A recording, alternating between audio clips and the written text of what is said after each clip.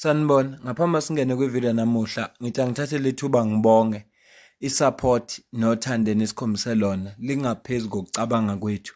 Siyacela niqhubeke nisisupport njalo ngokubuka amavideo ethu, ungakhohlwa ukukhomenta, ushare, ulike. Siyafisa ukuzwa umbono wakho. Sicela ke singene kwivideo namuhla. Osukwini la izolo sikhulumile kakhulu ngodaba lika Lieutenant General Godfrey Lebeya, lo sesithombeni obeyinhloko yama-Hawks.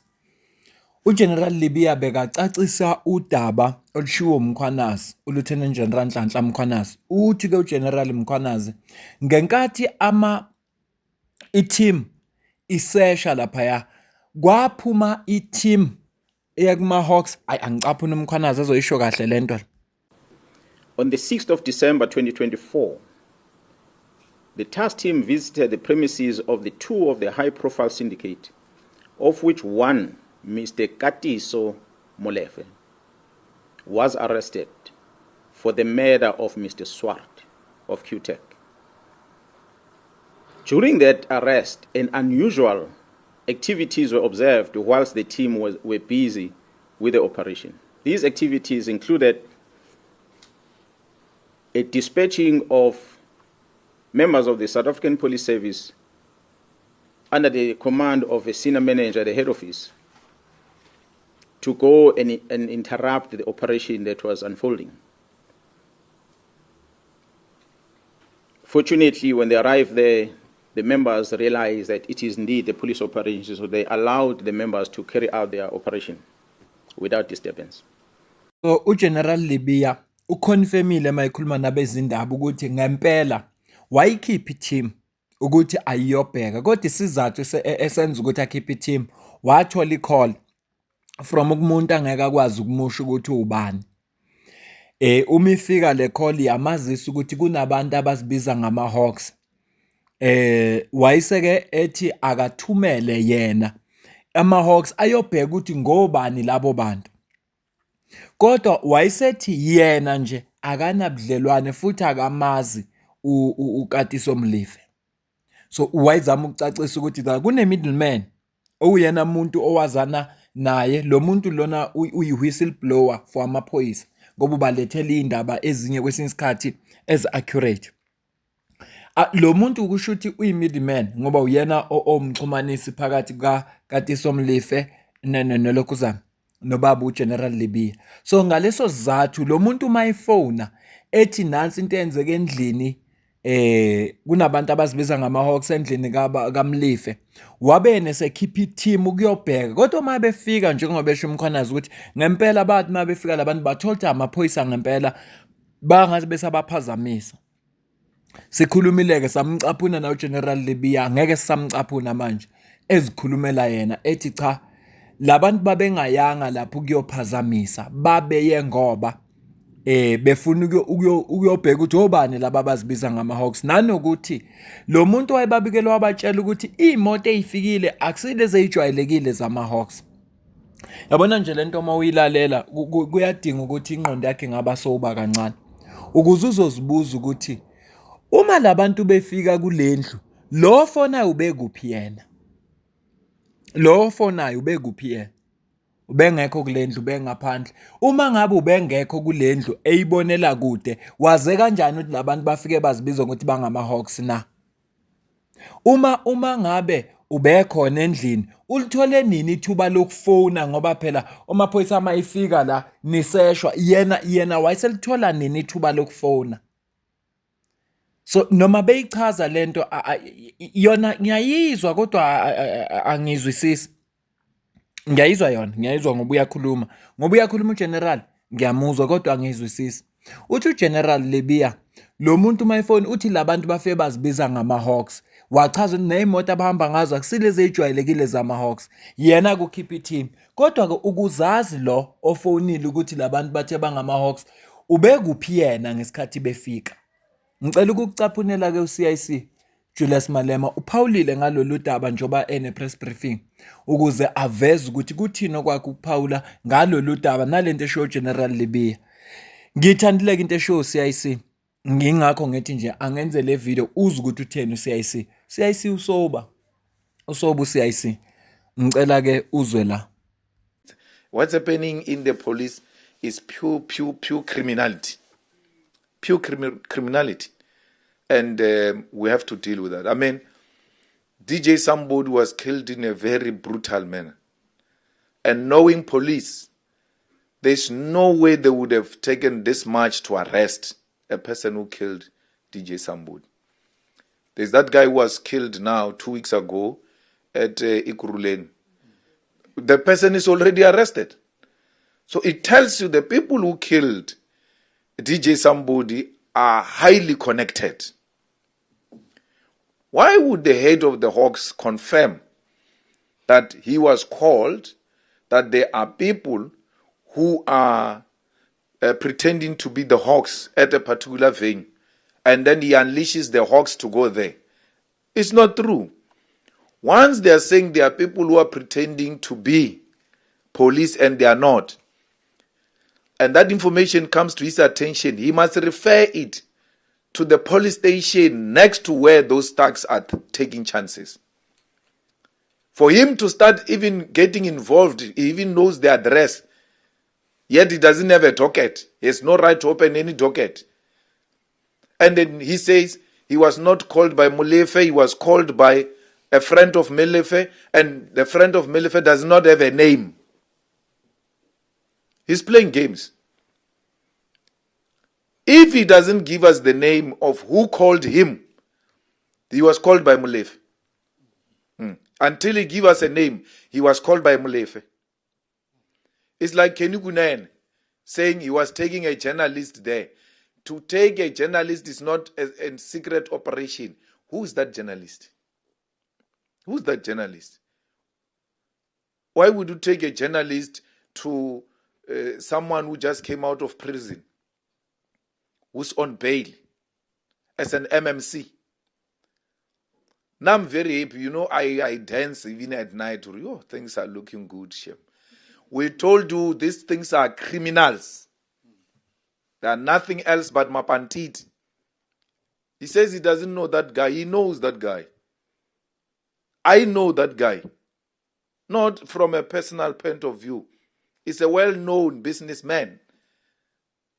Until now, we knew him as a businessman. So, but I don't have a relationship with him like that, where I can call Patrice Motsepe or go to Patrice Motsepe's house or have tea at Patrice Motsepe's house, take my wife to Patrice Motsepe's house. Patrice Motsepe's wife knows my wife. I don't know the guy like that. But for Kenny to behave like that in public office and say he doesn't know that guy, that's a lie. It's a pure lie. And that's how thugs, 26, 28 gangs succeed. They lie. They think they can outsmart everyone. So, and Mashaya, they don't care whether you are convinced or not. They tell their story. It's done. But Kenny's story is not coming together. The head of Hawks, Lebeya's story is not coming together. That he was not called by Molefe, he was called by a friend. So you can hear this story. An honest man would have said, I was called by Godrich, who said, there are people who pretend to be police at Marshall's house. And that's how I landed there. Because now, once these things are out, you must know, that guy is not a whistleblower. He put you in trouble. Why not saying it? What is the difference between telling us that the name of a person who called you now with telling us that name in the commission of inquiry? What difference does it make? Why do you leave as a trusted senior policeman? Why do you leave the nation hanging? So we need to get to the bottom of this. Because once we get the name of who called the head of Hawks, then we're going to know, oh, this one is linked to this one. Because we need to get this network properly and dismantle it. And we can't dismantle it if police in the process are playing a dishonest role.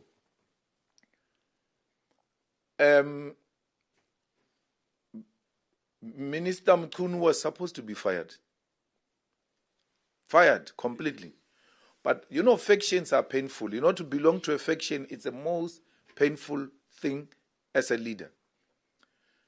Cyril and Mkhunu are in the same faction. When the allegations are out, Cyril doesn't act. He says, I will act when I come back and do that. You know why? He's giving Mkhunu an opportunity for Mkhunu to help him by resigning.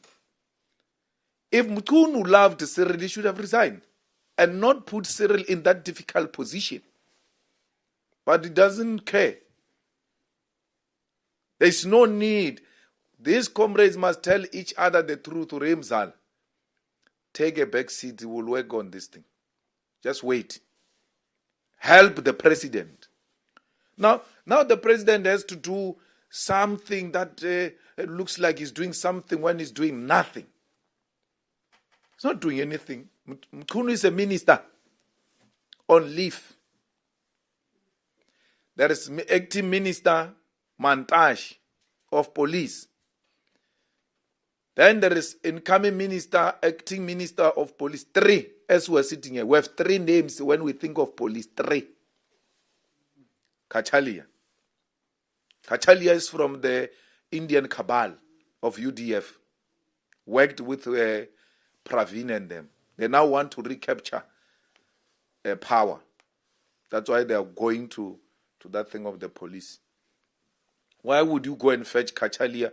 Which track record has demonstrated that Kachalia is the best to deal with crime in South Africa? His first interview just told you we're in trouble. Ngicabanga ukuthi ngizokwenza ivideo la sizokhuluma khona ngoKhatshala nale interview yakhe nazinto ayishilo lezi eshow Malema. Njobe ethi nje first interview yakhe uyezwa na ukuthi awusesenkingeni. Ngizokwenza ivideo futhi uCIC la ukhulume nabe ngodaba lika Senzo Mchunu. Bese kudaba esilikhavile kakhulu kodwa uCIC ubengakaza Paul. So ngizokwenza ivideo specific nje ezobe ikhuluma ngoKhatshala ngomchunu nento ayishilo. Ngiyafisa ukuthi ngiyikhave le ndaba ngoba bengiyekile nje ngingasiboni isidingo sokuyikhava. Hayi ngingazi ngizoyikhava kanjani. Kodwa bengingasiboni isidingo sayo. Kodwa ngiyabona manje ukuthi ngoba uCIC usekaphawule ngayo athi ngizokwenza ivideo engizothi mangiyenza bese ngichaza ukuthi kungani uCIC ethi sisenkingeni. Kungani uCIC ethi sisenkingeni bese singena odabeni einkulumeni azobe eyishilo ngominister wamaphoyisa okusenzo Mchunu. Ngoba uyenaba vele uCIC njoba kwakukhuluma wonke umuntu bephawula bonke abantu enakaza Paul. Kodwa inhloso yale video bekukulethela nansi into eshiwo uCIC mayelana nenkulumo eshiwo uGeneral Lebeya. Nenkulumo futhi waphinde waveza nodaba lika Kunene. Uyabona into eshiwo uCIC la ibalekile lethi uma lo muntu ekwazi ukufonela ihead yamaHawks ikhipha amaHawks same time lento iyakuvezela ukuthi lo muntu lo khulunywa ngayo connected akuyena umuntu nje. Uthi uCIC nawe yamazi as businessman. Yabona isiZulu sithi ayilithezi olumanzi. Sika nehlobo. Imali itheza inkuni ezomile. Theza inkuni ezomile ubusika nehlobo. So uyayibona yonke lento eyenzekayo. Kukhona ivideo esike sayicaphuna la kulama video adlule eveza ukuthi la kwi-corruption especially kulento yama-mafia kulento zama-business whether ama-drugs whether indaba ama-wantateng mafias whether indaba e-construction mafias kugcina kubulawana. Isizathu esikhulu esenza ukuthi kubulawane imali ngoba uyazi umuntu ukuthi uma wena ummise kabi wakugudlula usezokwazi ukuthola amathenda yena akwazi ukuthola imali. So kwesinye isikhathi labantu abanemali bayakwazi ukukontrola labantu efuneka bavikele isizwe, labantu efuneka bavikele izwe. So bengithi angekulethele nje le video kaCIC uzwe ukuthi uCIC utheni ngodaba lika Lieutenant General Lebeya. Kodwa zonke lezi zinto ziseswa inkulumo noma ipress conference eyenziwa uGeneral Mkhwanazi ngomhla ka-6 ngomhla ka-6. Ngicela ukuma la, ngicela ukuza ukuphawula kwakho comment section ngezwe ukuthi wena kuthini ukubona kwakho kuyo yonke le nkulumo esikhuluma ngayo. Mina nawe asidibane kwividiyo elandelayo. Ngiyabonga.